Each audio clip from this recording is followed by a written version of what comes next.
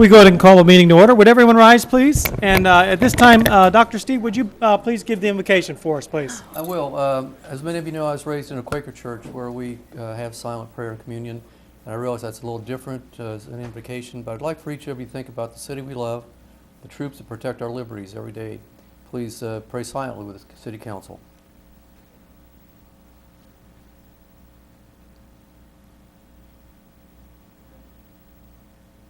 Amen.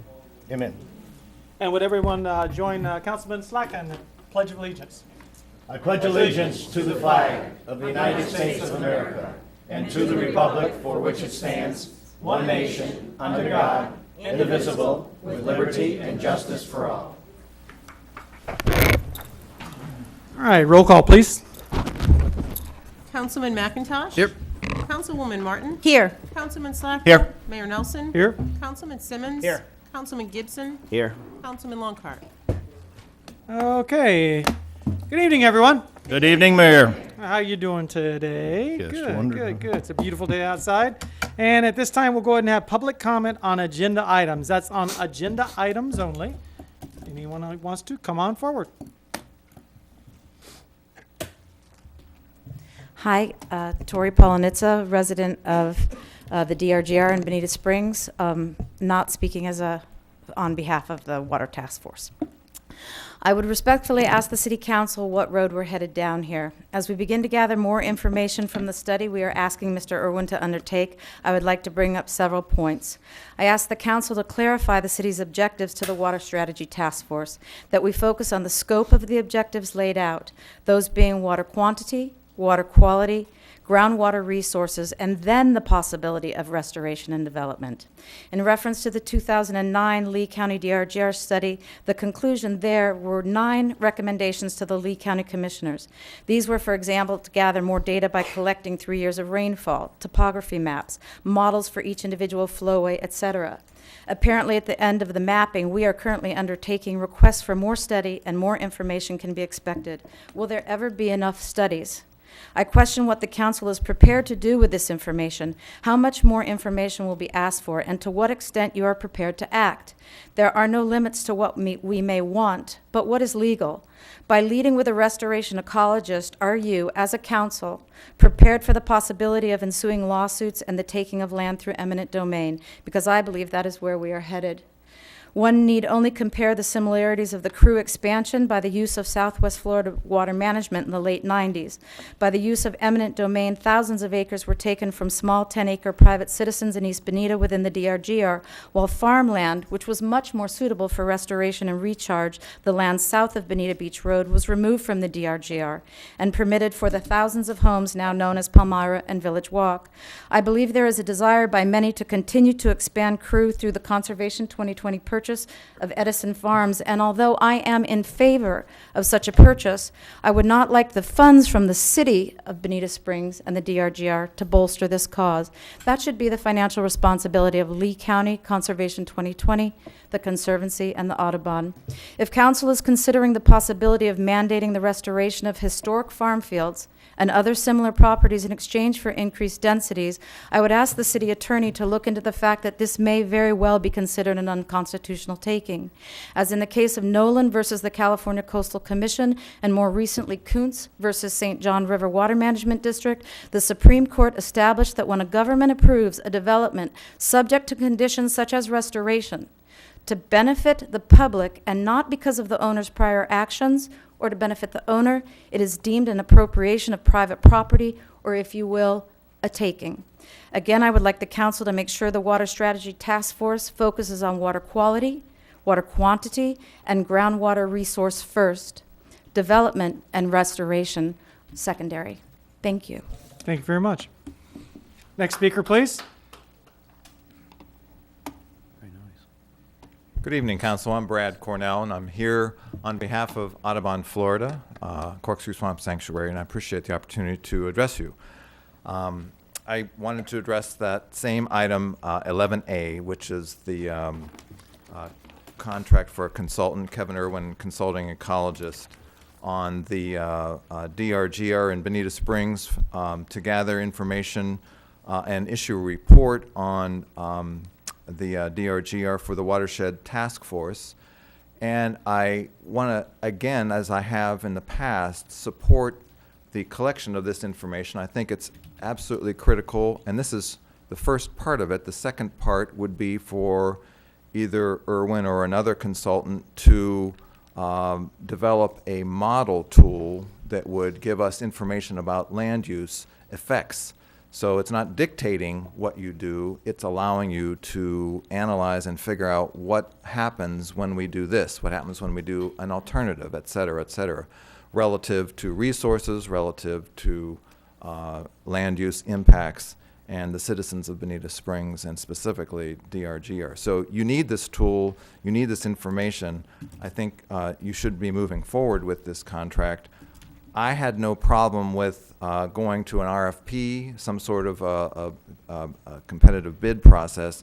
The problem is, as I understand in watching this discussion, the problem comes in the timing. You have a short fuse on this task force and the information that you're looking for. So for that reason, going straight to Kevin Irwin and his team makes a lot of sense. We've used him. I think he will be an excellent consultant for the city. So I do recommend you moving forward. Thank you. Thank you very much. Next speaker, please. Go ahead. No, you go. Good evening. For the record, Kathy McGrath, and I want to comment also a few comments on the same subject. I have finally got a chance to attend the first meeting on Monday. I have no problems with the consultant. He's very, very, very qualified. My problem is the way it was handled. I believe there is kind of a stacked deck there, and I think the Conservancy is kind of running it. I feel in talking to people that the majority of people here in Bonita do not agree with the majority on that committee. That's number one.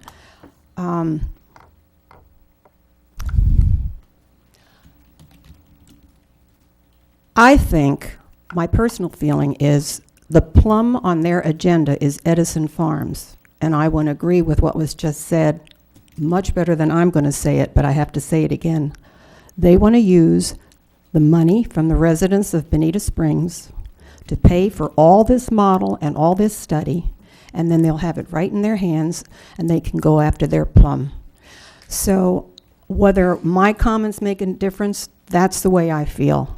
It's 4,000 now and a little bit later, and when does it stop? It's what we all said in the beginning. A year from now, we're going to be right back where we were. Thank you. Thank you very much. Next speaker, please. For the record, Fred Forbes. First of all, there is no competitive bidding for professional services contracts. State law says if you have a professional service contract, it would be based on a qualification-based selection, point one. Point two, state law says that you can award a professional services contract. As long as it's $35,000 or less, you do not have to follow and get a qualification package, advertise it, or anything else. Next point.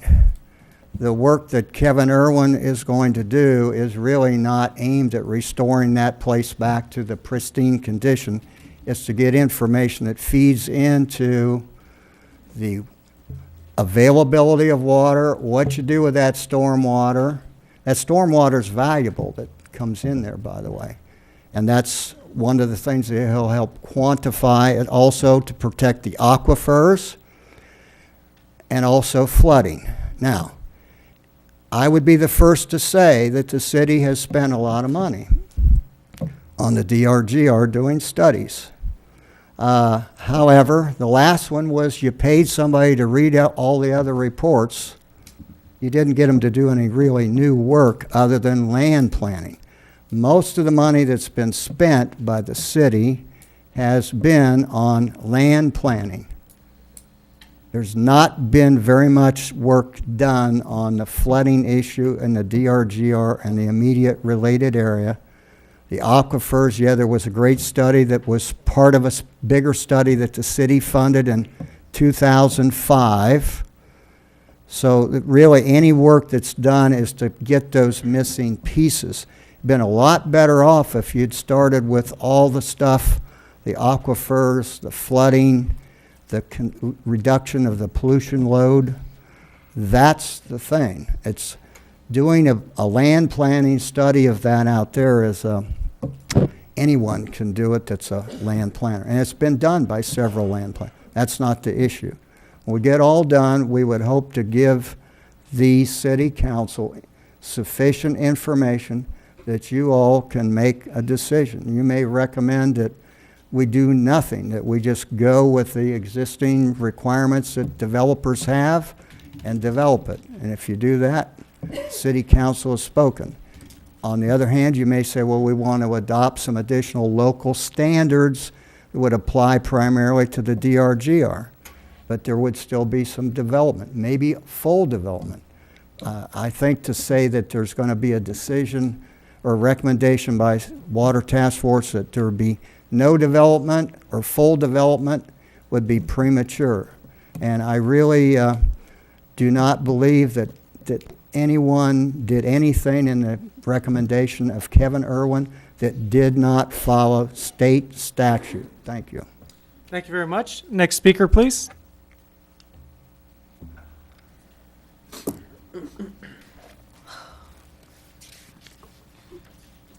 Good evening. For the record, Nicole Johnson, here on behalf of the Conservancy of Southwest Florida. It's been brought up that the Kevin Irwin contract has been driven by the Conservancy, and yes, it was the Conservancy that brought the concept, brought a scope of services to the task force for them to look at. But there were 4 task force members that agreed that this was important, and that's why this contract is before you tonight. The Conservancy does support moving forward with this contract. We hope that you will approve it.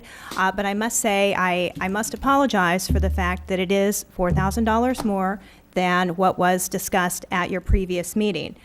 When the task force recommended that Kevin's all 8 tasks be split up and that we move forward with tasks 1 and 2, I didn't realize, and I don't believe that the task force realized, that the money that Kevin would need to actually come to the meetings, participate, interact with you, interact with staff, was not part of that. However, I do want to point out that in looking at Mr. Irwin's full proposal, the part 1, which you have before you tonight, and the second part, which we hope is going to come to you later, the total is $45,000, and this $4,000 is not in addition to that. It's shifting that $4,000 from what would have been part 2 up to this first part. So I did ask and confirm with Kevin that he said that the full scope would be still the $45,000. And this shift, even though it does create a contract that would now be $23,000 versus $19,000, we believe that this $4,000 is very important. Without it, Mr. Irwin could do his work. Without the benefit of input from staff, from council, from the task force, but the work product at the end would almost have been done in a vacuum. So this $4,000 allows that interaction, which I think is going to make it a much more productive work product. Therefore, the Conservancy asks that you approve the contract tonight with the additional $4,000, and we look forward to working as a member of the task force and with staff and council as this moves forward. Thank you. Thank you very much. Next speaker, please.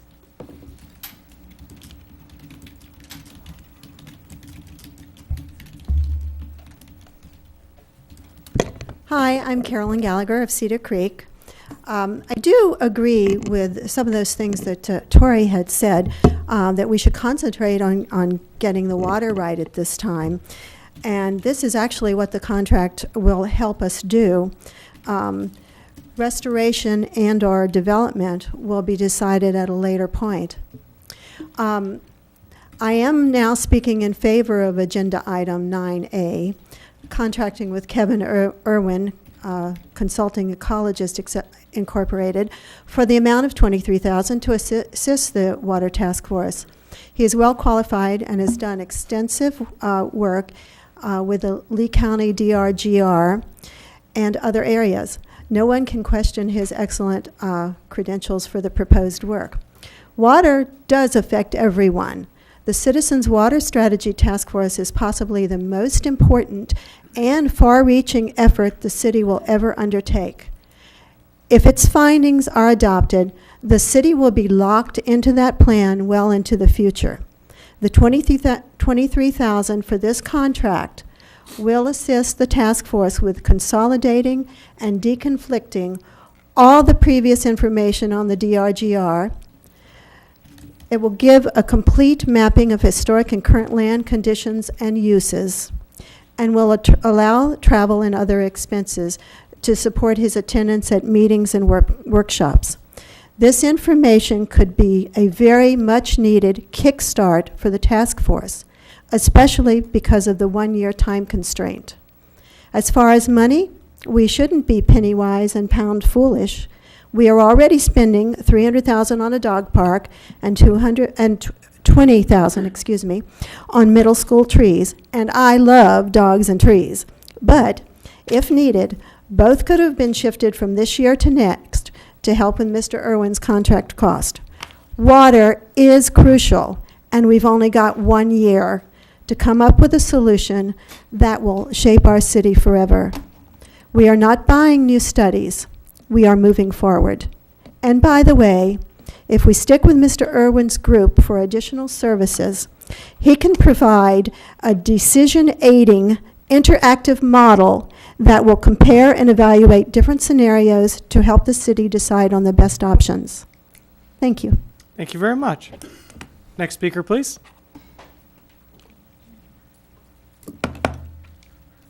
Good evening, Good Dennis Church. I'm speaking on the same issue, and what I'd like to say is that I have no problems with the qualifications of the individual. What I would take issue with is that a citizens task force is being managed by a special interest group. The Conservancy does great work, but they are excellent, skilled consultants at affecting public policy and politics, and they basically brought in this scope before the first task force meeting. So they orchestrated a scope, and they brought it through a process that many of you agree is not the appropriate process to bring professional qualifications for review. So again, today you can reconsider the whole thing, but I think you ought to consider how the process looks to everybody, and this is such an important issue that you shouldn't take a sort of questionable approach to selecting your consultants for this. And secondly, the model that we're talking about, I think you should be asking your staff if they fully understand that model, if they are able to review it once it's produced, or will the consultant be the only one to provide the inputs into it and evaluate the outputs? And thirdly, does that model, is it consistent with other models that have been done for water quality and water quantity that have already been approved by the city? And to change subjects, on the lighting ordinance, I appreciate the sentiment. I would just ask that you allow a longer time for coming in compliance with the proposed lighting ordinance. Thank you. Thank you very much. Anyone else this time, please come forward.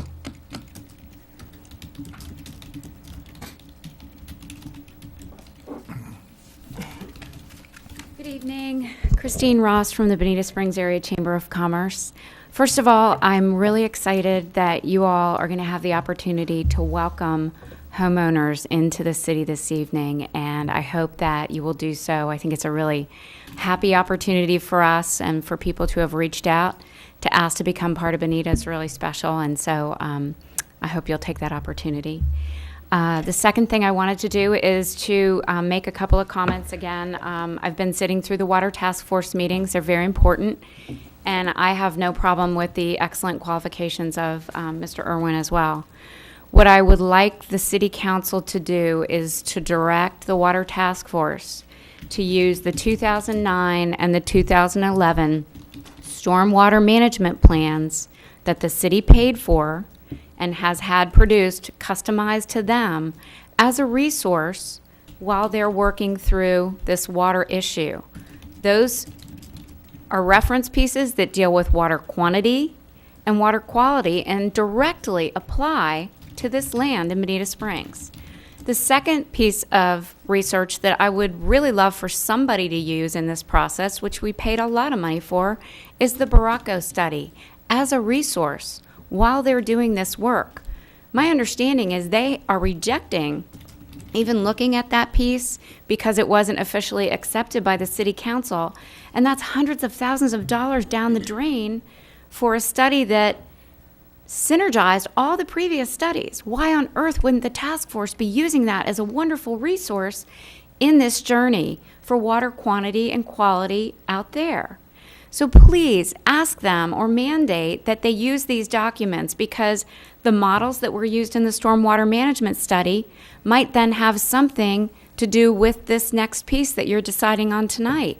If we use yet another model, it's not going to apply to any of the research you've already done. So it's very important to us as citizens and taxpayers and business people to see that there's a method to this process. We are fully in support of the task force's work. We would love to see what the outcome is at the end, and we hope that it will help us make decisions beyond that. But please, there has got to be a better process, and I'd suggest that staff should be helping them follow the steps that you laid out in a very broad document. They've kind of run away and off into this tangent. I sat through the last meeting, and all I heard about was the Lee County DRGR. And people had to keep asking, well, where's the Bonita DRGR? Lee County's now in 3 or 4 lawsuits over those studies. Let's try to just get the answers that we need for Bonita and use the resources we've already paid for. It's ridiculous for them to be sitting on a shelf. And you have really, really talented staff. I think they're chomping at the bit to help guide the team down the road here a little bit so they can stay focused on the answers that you guys asked for. Thank you. Thank you very much. Anyone else at this time? Please come forward.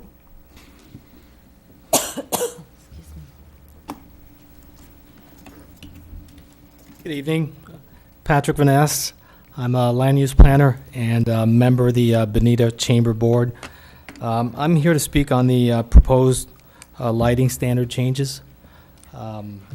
I've sent you an email, and I think I make several points in there, but what I'd like to reiterate is that the language, the way it's written right now with the strict deadline, essentially makes will make some existing fixtures illegal. So that means someone spent some good money on these fixtures, they followed the rules, and they're going to be told the rules have changed, you have to take them down, spend some more money on perfectly good fixtures. I think we've got a much better tool. We can make the use non-conforming. It's still a legal use. It doesn't become illegal. And when the fixture breaks down, they have to replace it. Then they conform with the new standards. So I hope you'll consider that. It's a compromise. I think we all support initiatives for dark skies. I think it's a quality of life issue. We just don't have to use such a heavy stick. All right, thank you very much. Anyone else this time? Please come forward. Jesse Purdon, District 2, Mr. Mayor, Council. I've stayed away from this issue for a while, but I'm going to come back to the water real quick. Water is important. Let me preface my statements with saying I feel water is one of the most important things for our area. Let me additionally say that I believe that Mr. Irwin is more than qualified. My question is, why was the water never studied prior to this?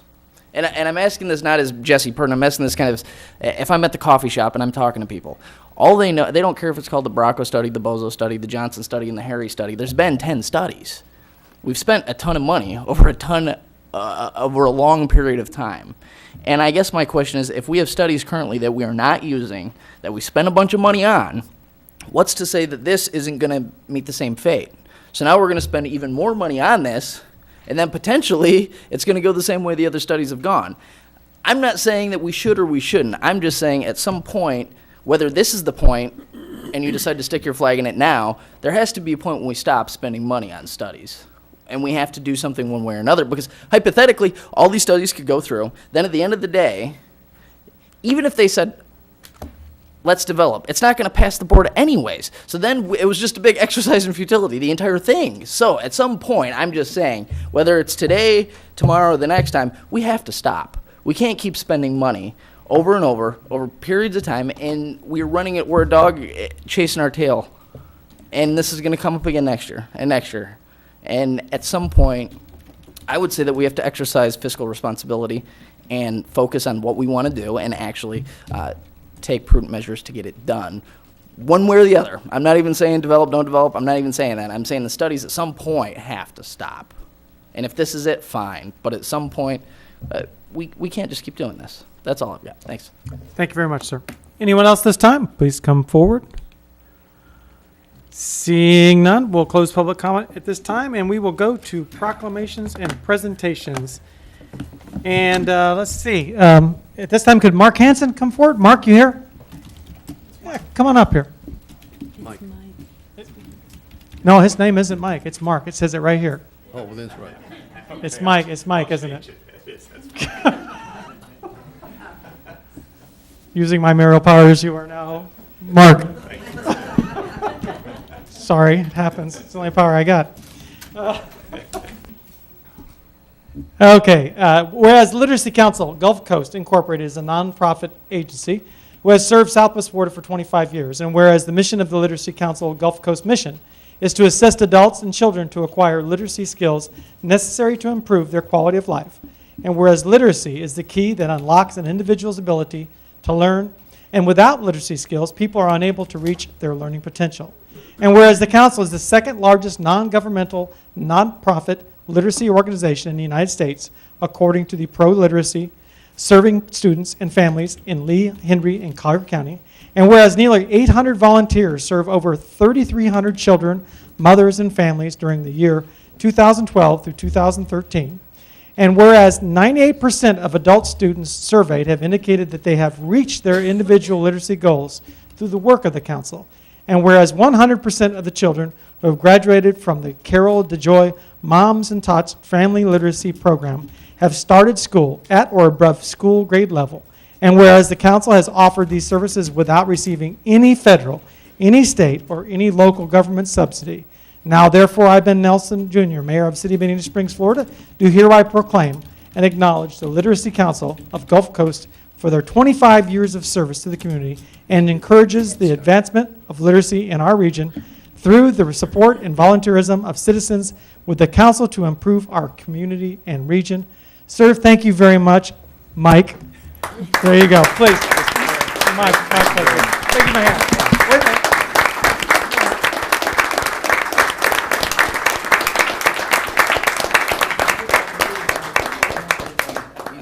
I tell him I can read better just standing next to him. Thank you very much.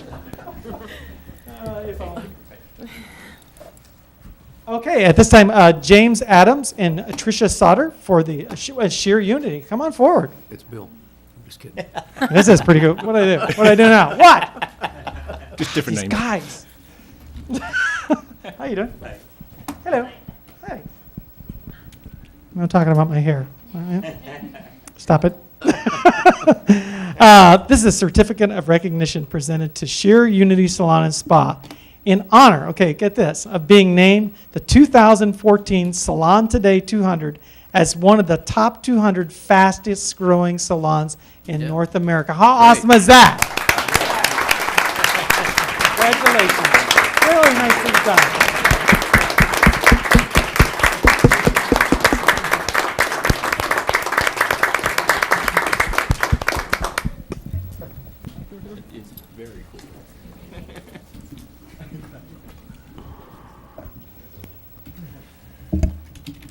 Okay. Thanks, sir. Okay, at this time, we have a presentation of the audited financial statements for the fiscal year. Everyone's favorite. No? Okay. Oh, look at Lisa. It's Lisa's favorite. She's like, gasp. How dare you? Councilman Longcart isn't here. Well, we'll have to do this some other time. Come on forward. I would like to introduce our auditor. Tonight we have with us Jeff Brown, who is a partner with the independent CPA firm who performed our audit of Ashley and Brown. And if you'll give him his attention for a few minutes, you as the governing board, he is required to point out a couple technical things to you, and he'll keep it brief. Great. Thank you very much. Thank you very much.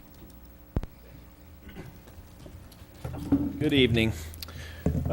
Please feel free to interrupt me as we go through if you've got questions, or after the fact as you're reading this enjoyable report here. If you've got questions at that point, get a hold of Lisa or myself, and I'll be glad to answer anything that I can. The first thing I'll reiterate is this is the audit for the fiscal year ended September 30th, 2013. On page 1 and 2 is our independent auditors report. If anybody's compared this report to last year, it is a little bit different. It's in a new format with the intent to sort of illustrate management's responsibilities and our responsibilities, but the gist of the report's the same. It's an unqualified, clean, unmodified opinion. It's the highest level of assurance that you'd receive from an auditor, and it states that your financial statements were prepared in accordance with generally accepted accounting principles. They were presented to us in the fashion that they needed to be. We didn't have to propose or make any audit adjustments, and that's a direct reflection back on your finance staff. They prepared everything in a professional and organized fashion with us. The next thing is on page 3. No, I'm sorry, page 5 starts your management's discussion and analysis. If you haven't, I encourage you to read this. It's in a narrative format. It's got some comparative schedules with the current year and the prior year, some charts and graphs and that sort of thing in there as well. On page 18 is actually the first part of the financial statements I wanted to bring to your attention. This is the balance sheet, the general fund. The very bottom of the page lists your fund balances, but you can see the general fund has $16.8 million, total governmental funds $24 million. So the city is fiscally, financially sound as of September 30th, 2013. On page 20 is the statement of revenues, expenditures, changes in fund balances, or in the for-profit world would be your profit and loss schedule. But the third line from the bottom, the left-hand column, the general fund, net change in fund balance increased $2.5 million, and the total governmental funds increased $6 million for the year. So again, a positive indication of the financial activities. Page 26 and 5 or start the notes to the financial statements. This is where the organization itself is described. The accounting policies are sort of laid out in here. There's also some additional supplemental schedules. If you flip to page 37, for example, this is a little bit of a detailed analysis of your capital asset. For the beginning of the year, the increases, decreases, and adjustments with the construction in progress and those sort of schedules there. Lastly, flip back to the budget versus actual schedules on page 48. About the fifth line from the bottom, the total actual expenditures for the general fund were $12.4 million, and you had budgeted $21.1 million, so you were obviously under budget there. It's a good positive thing. And the last couple things here is our additional reports. On page 81 is our independent audit report on compliance and internal control. There's a statement in here on page 82 that says the results of our test disclose no instances of noncompliance or other matters that are required to be reported under government auditing standards. And then page 85 is our management letter.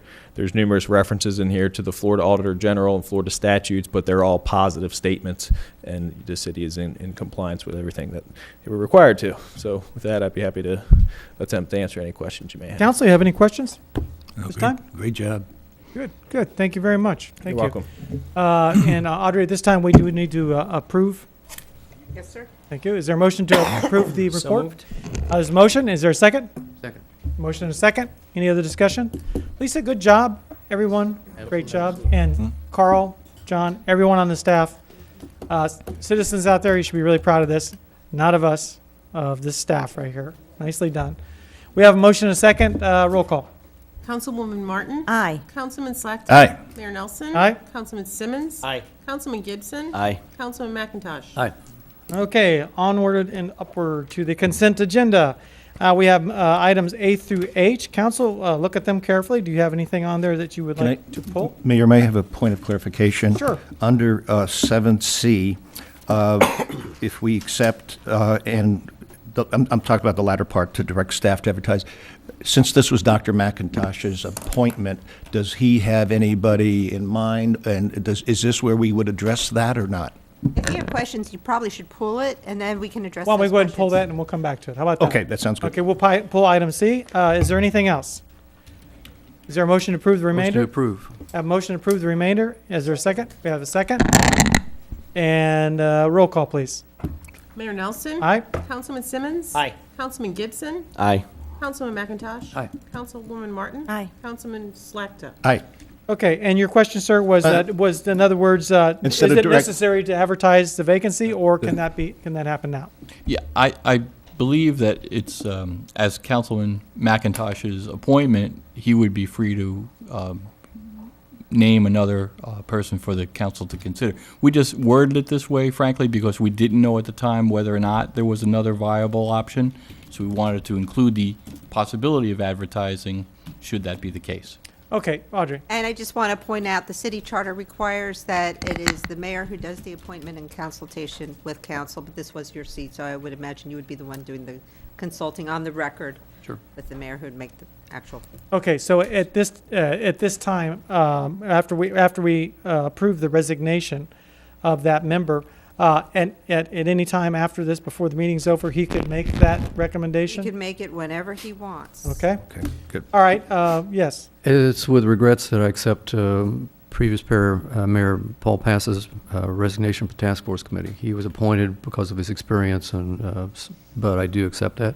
And I do have an appointment I'd like to offer. Okay, you make a motion to accept Make- resignation. Is there a second? Second. There's a motion and a second. Roll call. Councilman Simmons. Aye. Councilman Gibson. Aye. Councilman Lockhart. Councilman McIntosh. Aye. Councilwoman Martin. Aye. Councilman Slakta. Aye. Mayor Nelson. Aye. You scared me. I thought he was going to answer there for a minute. I was like, whoa. It's like Peter Simmons When walking did in he the come door. in? Here he comes. He's a lot sneaker than John Spear used to be. When he came in, I don't want to even talk about that. Never mind. Now, those are just summer Yeah, budget that's going back to the good old days, right? Okay, and did you want at this time to make a recommendation? I do, Mr. Mayor and Council. I'd like to recommend Scott Duvall to fill that vacancy. Scott's a local attorney, common sense guy, experienced, and clearly has the heart, best of the city at his heart. I'll second. We have a motion and numerous seconds. Take your pick. Any other discussion? Roll call, please. Councilman Gibson. Aye. Councilman McIntosh. Aye. Councilwoman Martin. Aye. Councilman Slakta. Aye. Mayor Nelson. Aye. Councilman Simmons. Aye. Okay, and here we go. We are at the first reading and public hearing the following ordinances. Audrey. Thank you. I'll read the title blocks into the record. The first ordinance is an ordinance of the City of Bonita Springs considering a variance request by Edward Jordan Tarver and Shay Sammons to grant relief from LDC 4-2192 to allow a 5-foot setback from a roadway and utility easement as depicted on the Carolyn's unrecorded subdivision between lots 58 and 61 on land located at 26828 McLaughlin Boulevard, Bonita Springs, Florida, on 21,500 more or less square feet, providing for effective date. This is a first reading of the ordinance. The second reading will be on March 17th, which is a Monday, beginning at 9 a.m. in these chambers. And just to explain to everyone, remind everyone, there is no public comment on these first readings. Is there a motion to read? So to send move. it to the second reading and vote. There's a motion and a second. Any other discussion? Roll call, please. Councilman McIntosh. Aye. Councilwoman Martin. Aye. Councilman Slakta. Aye. Mayor Nelson. Aye. Councilman Simmons. Aye. Councilman Gibson. Aye. Okay, item B. Mr. Mayor, can Oh, I I can beg I your just pardon. interrupt for 1 second? Absolutely. I tried to get your attention before we moved on to the attorney items. Going back to the appointment of Scott Duvall, I think, Audrey, and you can correct me if I'm wrong, but I think the mayor also has the option of appointing a chair. Paul had been serving as the chair. I'm wondering if that's something that we want to consider tonight. I have to pull the resolution. I'm sorry, I have to pull the resolution for the We'll citizen get to that to water mayor and supervisor. council member items. That'll There give you you a go. chance to do Perfect. that. How about that? Thank you. All right, but not right now. Now you have work to do. No, and I'll continue on with my work. And the next one is the Oak Creek Preserve, and I'm going to read the title block into the record. This is a zoning ordinance of the City of Bonita Springs, Florida, considering a request by the City of Bonita Springs to rezone 3.93 more or less acres from two-family conservation and commercial districts to the environmental critical district on land located at 27860 and 27880 Matheson Avenue, Bonita Springs, Florida 34135, providing for an effective date. This is a first reading. The second reading will be held on March 17th, 2014, beginning at 9 a.m. in these chambers. Motion to move to second reading, please. We have a motion to move the second reading. Is there a second? Second. There's a motion and a second. And again, there is no public comment on this item. Any other discussion? Roll call, please. Councilman McIntosh? Aye. Councilwoman Martin? Aye. Councilman Slackton? Aye. Mayor Nelson? Aye. Councilman Simmons? Aye. Councilman Gibson? Aye. Okay. Is that all you have for us? At this Right now? time, sir. Okay. At this time, we'll take public comment on any item. Anyone wishing to speak at this time, please come forward. Hello. Good evening. For the record, Kathy McGrath, Bad Penny turning up again. On February 20th, I submitted a letter regarding the BSU elections to the 3 local papers. The Bonita Banner published it last Wednesday. However, the News Press and the Naples Daily never did, and when I contacted them, Martha Hill at the News Press had never received it. And when I resent it to her, it was too long. Now, this is not that long, but with your permission, I just want to read my entire letter because a lot of important things were left out. The ballots for the 2014 elections for directors of Bonita Springs Utilities have been sent, and I urge you to vote as I have for the 3 incumbents, Paul Atwood, Frank Lyles, and John Mathis. I have known these 3 ever since they were elected to the board. My late husband, Bob, served as director from 1986 until his death in 2009, and for those 23 years, I was involved closely the entire time he served, attending meetings and other functions, and I can assure you, every vote and decision they've ever made is for the benefit of all the members. Because of their decisions over the years, BSU has become the best managed utility system in the state of Florida, if not the entire U.S., has been recognized with many awards. People come from all over to see the state-of-the-art wastewater system, reverse osmosis plant, and other operations. Even Kathy, excuse me. I'm gonna give you some more time here, but I'm gonna interrupt you for a second just to check with Audrey on something. No, it's okay. Don't worry. I just want to be sure we're good. Oh, okay. okay. And it's about electioneering and that type of thing here in the public forum. BSU being a not-for-profit co-op, it's not like somebody's running for fire board or something else where we don't allow people to come up and campaign at our podium up here. So do you think that what she's doing here and is suggesting people to run for things, is this appropriate? Thanks for putting me on the spot. On sign, It's my job. I don't have the answer. On sign ordinance, the answer is easy. We would not allow the sign because it's different than the fire board. I don't recall anything in the administrative code for setting up meetings, or we do have for campaign debates. We have provisions, but as far as a person speaking, Someone was coming up here and they were running for city council. They can't come up here and say, I'm running for city council district. It's not allowed, as I recall. It has been. It did take place. I thought you were allowed to come up. You could have a pin on that says that you could talk about anything on the agenda. I would need, now that is use of BSTV 98, which is a different ad code. I'm sorry, you've got me on 2 different laws here. Okay, here's what we're going to do. I think we're mixing some apples. I'm going to allow it at this time, but then we're going to look get into some it, okay? answer. Go right ahead. I don't mind if No, you don't want not me at to all. do it, Ben. It's not a big deal. Just I go don't know ahead. where I was now. Finish your letter. I think I was even Phil Flood of South Water Management has stated that BSU is the poster child of utility systems. It appears that some applicants would like to undermine all of their successful efforts, and we must not let this happen. Some have made statements about what they have accomplished or what they plan to do, and they are exaggerations and untruths. Do not believe them. A statement was made by one that perhaps the elections were rigged. I can assure you they are conducted under the supervision of Jim Kerr, one of the most ethical people I know, with the ballots counted by the Lee County League of Women Voters. I attend every meeting, and with the exception of 3 of the applicants, none of the others have ever attended. How can they be effective directors if they never come to the meetings? If you haven't already done so, mark your ballots for Paul Atwood, Frank Lyles, and John Mathis. Last year, 22,108 ballots were sent out. Only 4,708 received. That's only 21.30%. Let's do better this year. Thank you. And now, on a happier note, the cleanup on Saturday, Keep the Beautiful in Bonita. It was very successful, and I was so pleased with the turnout we had with the Imperial River Conservancy, which has partnered this year. Tom Jones, not the singer, who lives in Bonita Bay, rallied his troops, even though he's out of town, and they had at least 20 people and about 8 boats, and we had some of our regulars, and I want to commend Pat and Val Taylor. They even commandeered their company visiting from the UK to come. So it was just wonderful. And I believe that's it. Thank you so much in indulging me. I'm sorry. No, that's okay. I like to comply with what's right. No problem. Me too. Appreciate it. Thank you. Thanks, Audrey. Thank you. Anyone else this time? Please come forward. Fred Forbes, for the record. It was stated by another speaker, incorrectly or correctly, depending on how you look at it, that the task force said we didn't consider reading or that the Baracco report or anything else, that we were going to look at it. One member of the task force happens to be not in the 4 that voted for that article that's coming in front of you, said at one of the meetings that he thought that we should give the maximum priority to adopted reports.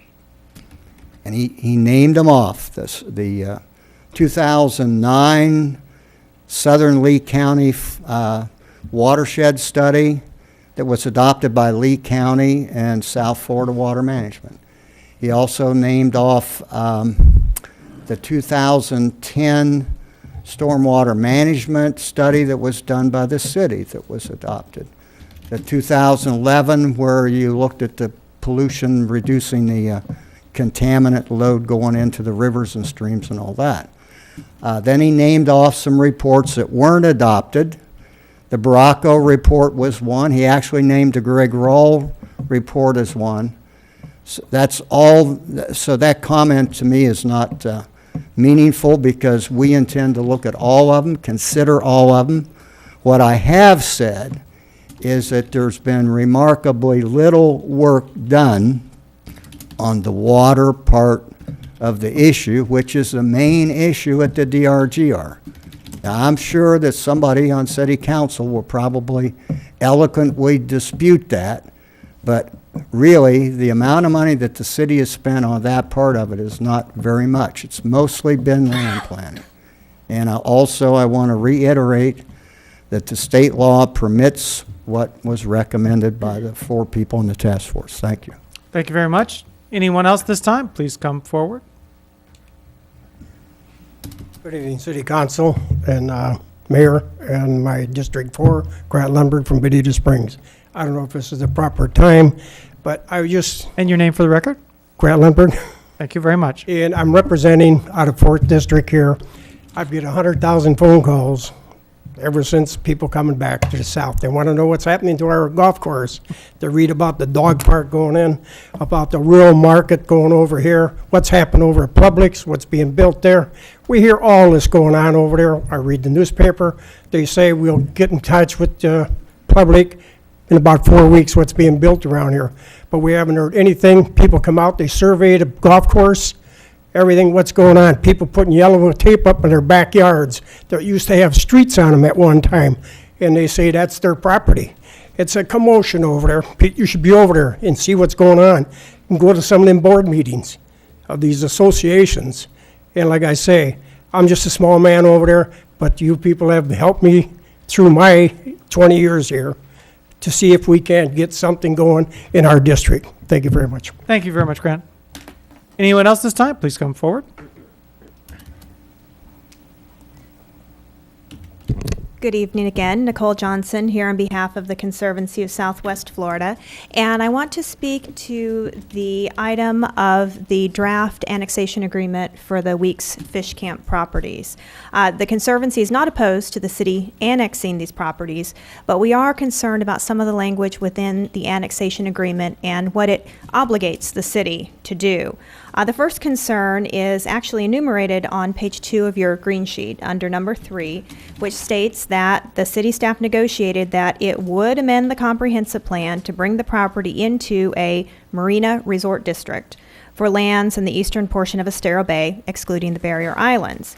And within the agreement itself, then under section 1.7, that states the city will process the comprehensive plan amendment, and the land development regulations will be amended to permit development of the marina and adjacent development according to Section 4. When you go to Section 4, under 4.2, it states again, the city comprehensive land use plan will designate the land use of the property to a future land use category that allows the proposed zoning from Lee County, and on and on. The common theme within this agreement is the city will.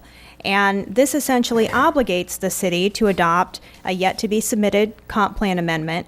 Yes, the city will go through the proper procedure for this comp plan amendment. It will go to the LPA, it will go to you for transmittal and adoption, but we're concerned that this language really ties the city's hands in how much you can accept or reject as part of that comp plan amendment.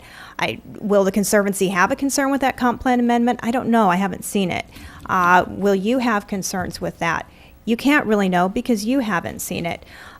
So we recommend that for the city to have a truly meaningful part in the process of this future comp plan amendment, that the agreement be modified in all of those places where it says the city will amend the comp plan, that you simply say the city will process the amendment and will consider amending the comp plan. Therefore, it still gives you, you're still in the driver's seat. It gives you the maximum flexibility to decide what's best for the city. And it still shows in good faith that you're going to try to find ways to make sure that the property owners get what they need to be part of the city. And the second issue is with regard to the allowance of the Lee County's reduced impact fees to carry over into the city. The city has chosen not to reduce impact fees, I assume, because you believe the collection of those fees help to have growth pay for growth, and it keeps that burden off of the taxpayers. So the question is, will allowing these developments or these parcels to come into the city with these reduced impact fees, what will the burden be to the city, to the taxpayers? And that's a question. Perhaps the numbers have been crunched and it's determined that even with the money not coming in from those impact fees, that there will still be a net benefit to the taxpayers. I haven't seen that, so I wanted to toss that out for your consideration. And we ask that you consider these issues as you make your decision. We understand you're on a tight timeline for this, but this agreement is long-term, kind of a forever thing, so you want to make sure you get that language correct in the beginning. Thank you. Thank you very much. Anyone else this time, please come forward. Seeing none, we are done with the public comment for now. Okay, let's see now. There are no appeals, is that correct? I don't know why that's on there, but anyway, City Attorney's Report. Do you have anything for us today? I do.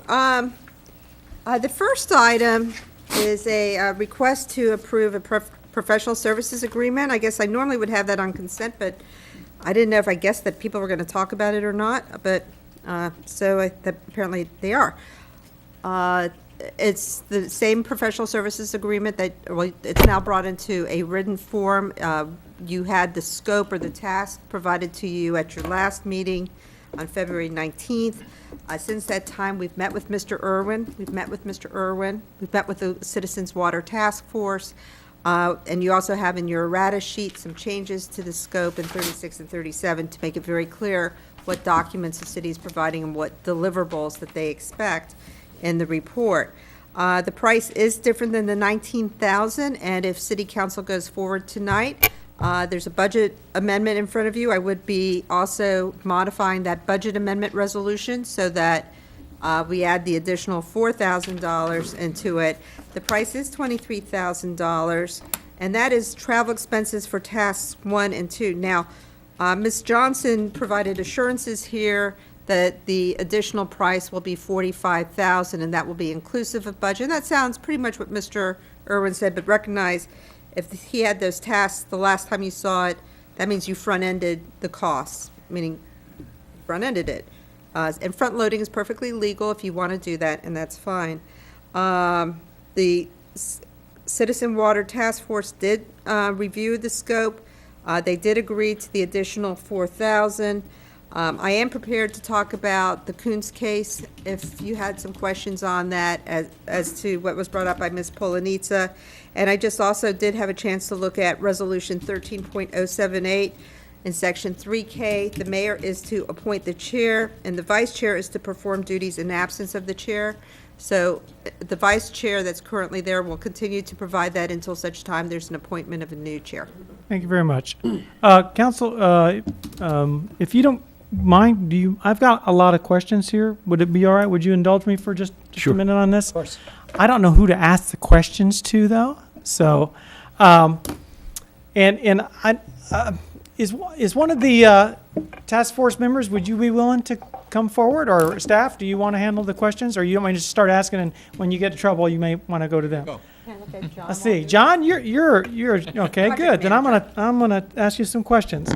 And I have to tell you that because of the Professional Services Act, that act actually gives us a chance to talk about people's qualifications, about the structure, about a lot of things, and I don't feel as though, me personally, I haven't had a chance to do that. So that's all this is. So nobody take it personal. To begin with, I mean, so far as how this transpired, okay, we formed a committee, and then who developed the scope of service? Who actually developed the actual scope of services? I believe that the actual scope was developed by Mr. Irwin and delivered to the task force through one of the members, and that would be Nicole. So it was the request for those scope of services was from the Conservancy that? It would have to have been Nicole? because that was all done prior to the first organizational meeting that the task force had. Okay, and then that agreement, whatever negotiation went on, was negotiated by Nicole or by the Conservancy. I don't know if there was any negotiation It may other have just than been asking. presented to him. Right. But so far as scope of services or whatever was that. Right. Now, then that was done prior, we think it was done prior, at least to the first meeting, we don't know, it was prior to the formation? If recollection serves me well, I think the scope was actually delivered at the first organizational meeting, so it would have had to have been done before that. Okay. Now, do you know if Mr. Irwin, was been stated that, is Mr. Irwin currently employed by the Conservancy? Nicole, she's not? No? Has he ever been employed by the Conservancy? It's just a yes or no. I'm not digging. I just want to know. Okay, that's fine. And okay, that's fine. For the public, do you want to make sure her answer was heard? Yeah, and you said yes, he's done work for the Conservancy at one time or the other. Now, was the original agreement with Mr. Irwin, when it was first presented, it was in excess of $25,000? Was it the $45,000? Yes. That was the original ones presented to the committee. And then, so the committee was aware that whatever that was, that he was going to present, that product was going to cost $45,000. Is that Yes. correct?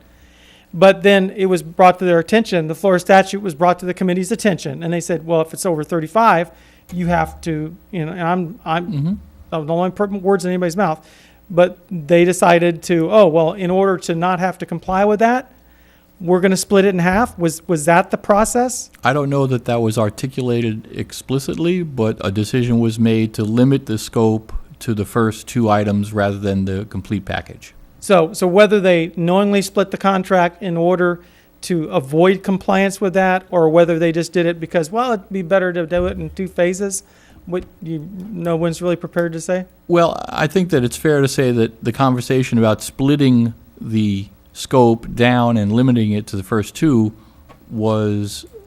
took place after discussion about the Competitive Negotiations Act. So Okay. they were linked.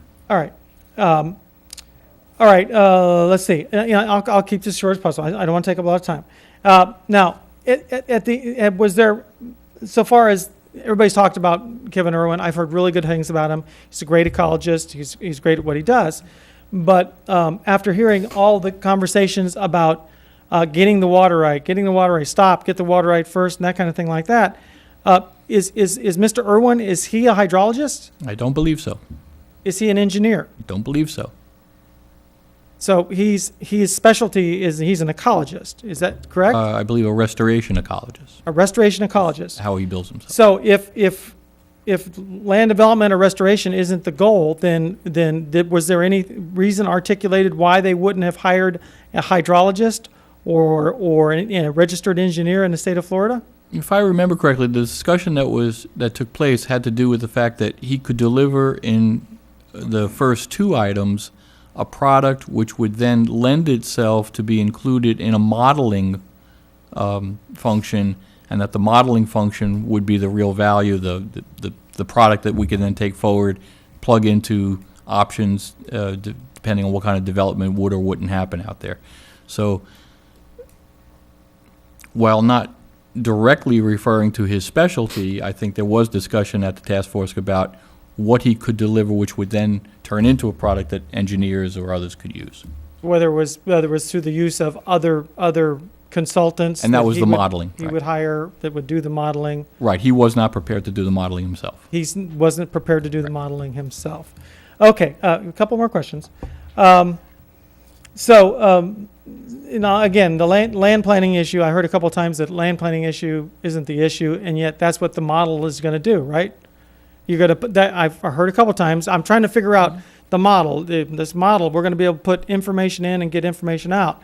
What is your understanding of what that information that goes in would be, and what's Yeah. going to come out? To what end does the model? My limited understanding, again, not having been involved in preparing the scope, I personally haven't really gotten into the detail of what will be delivered, but my understanding is that by knowing the historical information about water flows and the current information about water flows, for example, based on aerials and mapping, that once this model is developed, we would, in theory, be able to say, given what we know about what's out there now, if we plugged in development A over here, development B over here, and let's say open land C over here, what would the result be? And then they could model it and see, and that sounds to me like a land planning tool, Sounds like land planning tool, doesn't it?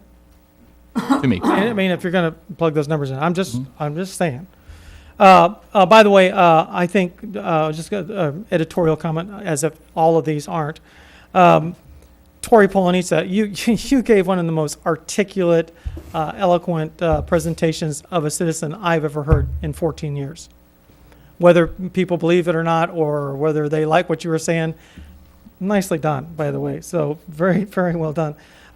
So I have a problem with that. To get to the conclusion there, after listening to all that, and after especially listening to Nicole, who's a fine person. You're just a wonderful person. You do have a little smudge right there. I know. I don't know how you do that. Why? I know. Why, never mind. Won't get into that. But you know, when someone walks up there and says, yes, the final product is going to cost $45,000, that means that the final product is going to cost $45,000. Therefore, it should have been done underneath the Professional Services Act. And I know that our attorney mentioned when you're able to front load that. Well, then why don't we do that with everything? Every contract that we ever do, engineer we select whoever we want to, and we just split it up into 10 equal parts. And we put them all underneath $15,000, $20,000, and we hire whoever we want. Yeah, how is that? How, if somebody can explain to me how that's not circumventing the law, I would be glad. And Fred, you're chomping at the bit. Get up there and tell me how that's not circumventing the law. Number one. And forgive me, counsel. Yeah, you've raised some very good points, and I said people would be eloquent. Number one, 35,000 came up the day that Nicole brought the scope in and said we want to do the first two tasks only.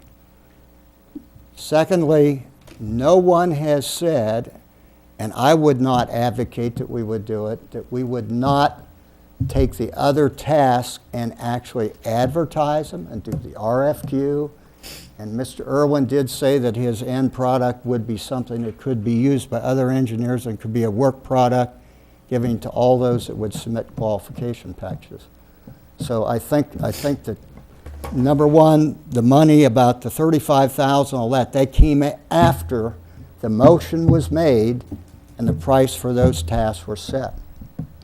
And you do the other tasks by not competitive, but by doing the qualification-based selection. Now, this isn't a trial, so please, I please know. don't say I'm not acting like No, that. no. I'm just trying to understand. So you're saying that the $45,000 wasn't mentioned until after you split it up. No, initially at the first meeting when she laid it down, right? It was, my recollection, it was more like 43,000. Okay. And then nothing was talked about as far as any motions being made at the first meeting. Right. In fact, I believe the state law on what the amount of money that we could go to was not mentioned at the first meeting. There was no TVing of the first meeting. The minutes don't reflect it, so that's my recollection. Okay. Second meeting, when the action was taken, at that point, she said, the only thing I want to do is the first two tasks. She forgot about the other tasks that she needed for the transportation or his expenses to come to the meetings. At that meeting, I made, and it's on TV because I watched the tape before the last meeting, I said, I'm confident there's a dollar amount by state statute where you can go out without an RFQ. And on the tape, Audrey did say, yes, she believed it was $35,000 to her best recollection. She said, however, you would still be, the city council would be the one that would decide that it's a go or a no-go. Okay. Other than that, like I said, if we would go forward with anything beyond this, it would have to be advertised and we'd get qualification packages.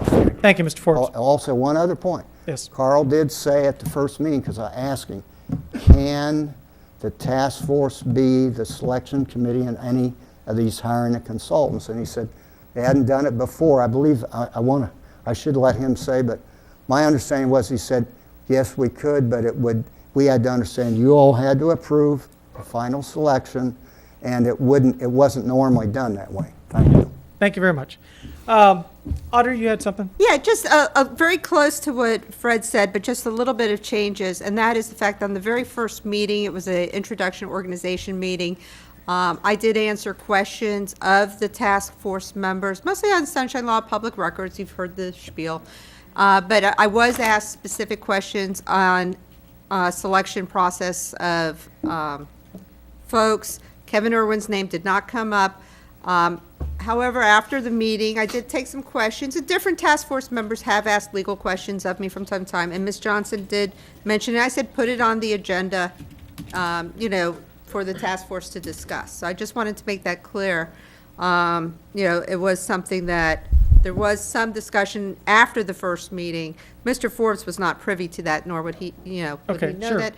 The other thing is I made it very clear at the last meeting, because by that point I have looked at 287-055 quite a bit, the statute, and made it very clear that on the first scope, yes, it's a feasibility study. You can go as long as it's below the level 2 threshold, which equals $35,000. The statute's really fun if you ever read it. For a planning or feasibility study. As to the proposal of going the next steps, if City Council wanted to go to the next steps, that would need to go through a selection process. Now, nothing precludes City Council from selecting, Mr. Irwin, but it would be open for the additional steps. Okay. And then one final point, Right. and that is when you are doing a selection, first of all, and Mr. Forbes will agree with me on this, you're not supposed to consider price when you're doing selection. You're supposed to be looking at what is the content of the material. But I want to make it clear that normally in these situations, if you would have somebody who would have gone above the $35,000, then you're supposed to go through the selection process. So it's not, it's not as clear cut that it's not under there, so therefore we can go. There are some relief mechanisms in the statute, but it is not an end-all and be-all that you're supposed to evade or circumvent the statute. Okay. Okay. Thank you very much, everyone. And just one last thing, and then I'll turn it over to Council for your conversation. Mr. Mayor? Yes, sir. I think Tori wanted to say something also. Yeah. Well, we'll get everybody. Oh, hey, come on up. I guess. I have a copy of what was presented. All right. And if you wanted to see, it was presented as 8 tasks, broken down with the total, and the total was at the estimate KECE total cost 45. So the task force was aware when it was first presented that that would be the total. And then secondly, the idea of splitting it came up. Okay. All right. Just let council know, I have all kinds of heartburn, all kinds of different directions, but on this particular matter, just the way this was handled right here, and I'm sure everyone had the best intentions possible. They wanted to get the person that they were comfortable with or whatever. If this had followed the normal protocol, the council would have been notified by the committee. The committee would have said, look, we don't have enough information. Here's what we need. We need a study that does this and produces a model. It would have went to the staff. They would have said, okay, we think that this is going to cost approximately X amount of dollars. Therefore, it's going to probably be over the so many, so we're going to go over that. Very rarely do they, and if they would have saw that it was, well, if we would have saw that it was 50,000, 45,000, whatever, we wouldn't have broke it in half, so that we would have followed the rules, because you expect that of us. And so that's why I have a problem with this. I have a problem with this because it may not have been what you intended to do, but it sure looks like that's what you intended to do. And that's my problem with it. Now, I'm going to turn over to council. Go ahead. Okay, thank you, Mayor. Beg your pardon. If, I know you have some concern about this. However, my question to you, Audrey, as our city attorney, knowing everything that took place at the meetings, did they or did they not do anything illegal? No, they did not do So anything. everything is legal, yes or no? There are some policy issues, but from a legal, it could be defensible. It may send a bad message. I'm sure that if there's something illegal, you would immediately told them. Staff presented a green sheet to you February 19th expressing staff concerns with the process. Some of those concerns were my concerns. Did that mean it's a legal and not defensible decision? Of course not. But Okay. But process-wise, everything is fine no, for the majority of it. it's legal. Legal. Staff had concerns Okay. as to process. That's all I wanted to hear. It's legal. Okay. Okay. Anything else from council? Any other questions? Okay. What's your pleasure? Mayor, if you don't mind, I'd like to request deferring this to the 26th when our full body of council members would be available, if that's a possibility. Absolutely. Is you making a motion to do that? Before a motion is made, may I make a comment? Let's go ahead and get a second on I it, second. and then we'll have discussion, okay? So we have a motion and a second to defer till the next meeting? The 26th, yes. 26th, okay. Go ahead, Steve. I want to ask the Water Task Force people, if this motion does not pass tonight, and with Councilman Lockhart here, there's some question, obviously, will the task force be able to carry on its work? I need to ask someone that very question. That doesn't sound. Well, I think I can respond to that as the staff liaison to that. We have a full agenda already for their next meeting, and we're in the process of developing agendas for the next series of meetings. They have different people in different agencies that are going to be coming to present to them. So there will be plenty of work for that group to do. I think it would be fair to say that they were eager to get Kevin Irwin started because of the timeline that the task force is working under in general, which frankly is why we met with him, sent him an indication that we needed to meet with him as soon as the council approved the concept last meeting. We emailed him actually during that meeting.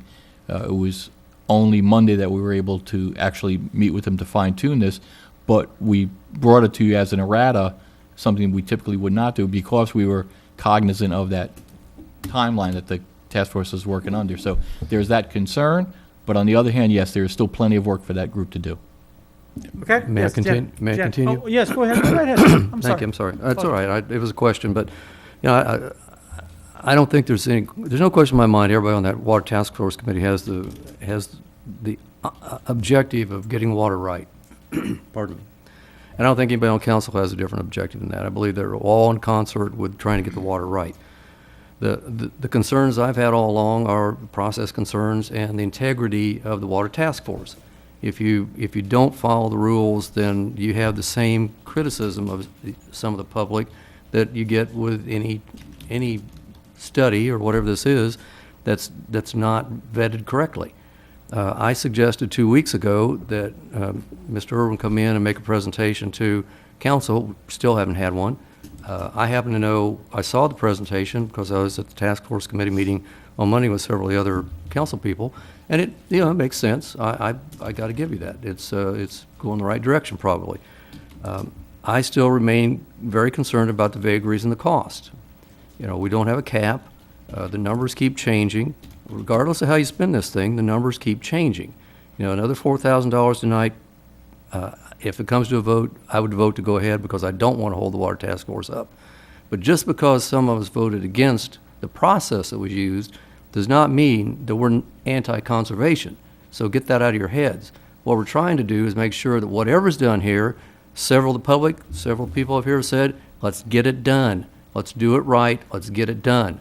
Doing it right means following the procedures, doing the policies correctly.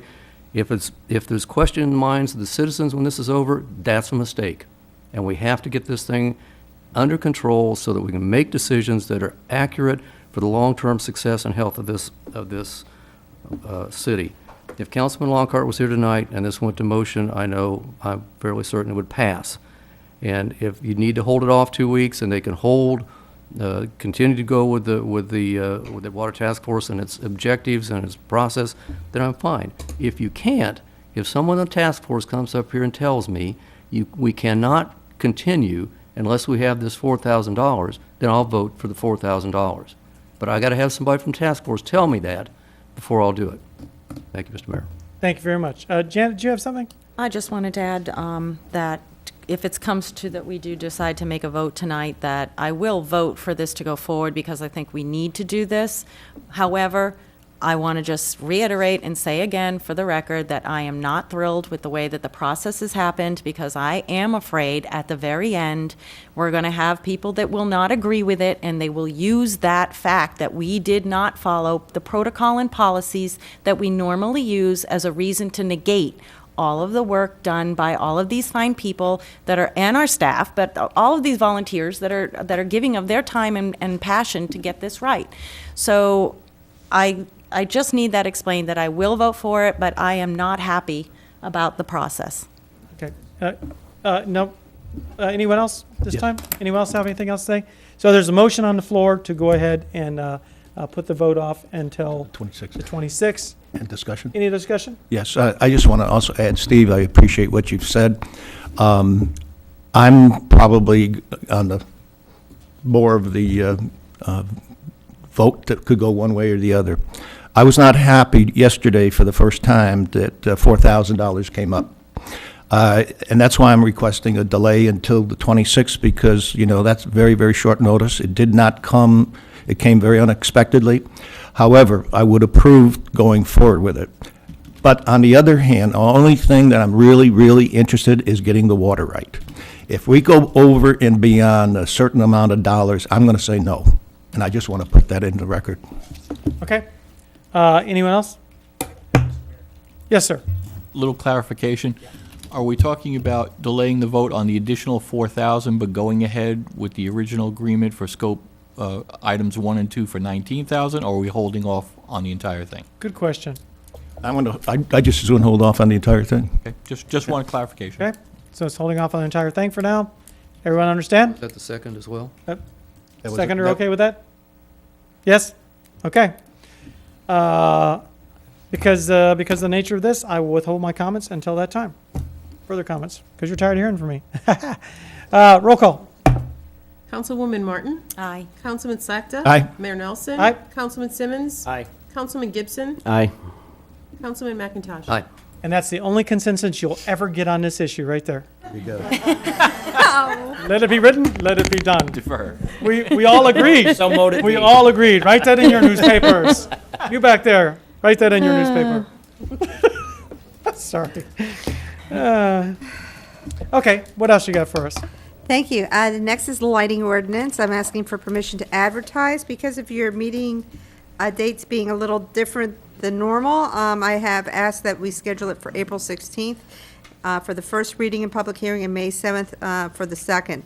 After the council discussed it on January 15th, I popped out my first draft of the lighting standards, and it has since been refined a few times, most notably through Chris Campbell and myself. Well, we have a section called security lighting. It is still a street light, and it is still subject to Florida statute section 768.1382, which actually uses the term security lights for street lights in there. I think I have tweaked that section to be a little more, specific that we follow the statute. They're to follow statute before we do anything else. And that's for notification so that people aren't somehow in a situation where they think there's an expectation of a street light, there isn't, and then there's a personal injury.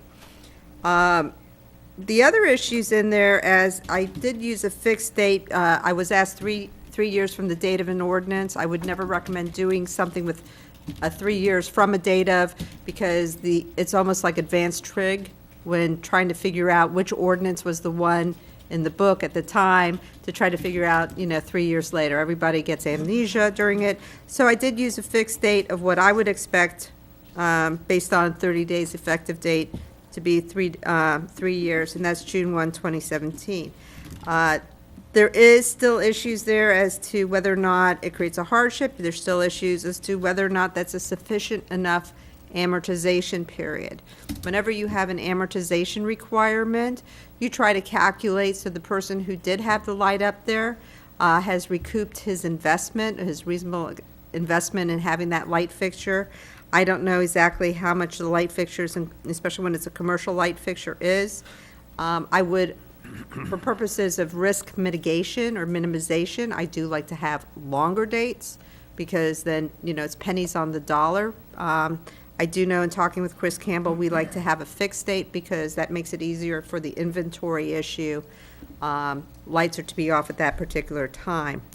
But that's council's pleasure. So however you wish to deal with that issue, I'll be happy to make amendments and then schedule it if that's what council desires. Okay, Chris, could you come up here? I know we're going to ask you a question. Someone is. Council, any questions for Chris before I start yammering on again? Well, Okay, Go ahead, Mike. 3 years does seem kind of short managing a business. What time frame do you think would be better? 3 years was the minimum time frame that was recommended. So, well, 5 years if that has less heartburn. I'm flexible. So we just changed it to, say, January 1st, 2020. That would be about Favorite 5 date, years. Council? And Sure. be a little easier for businesses to be able to recoup their costs.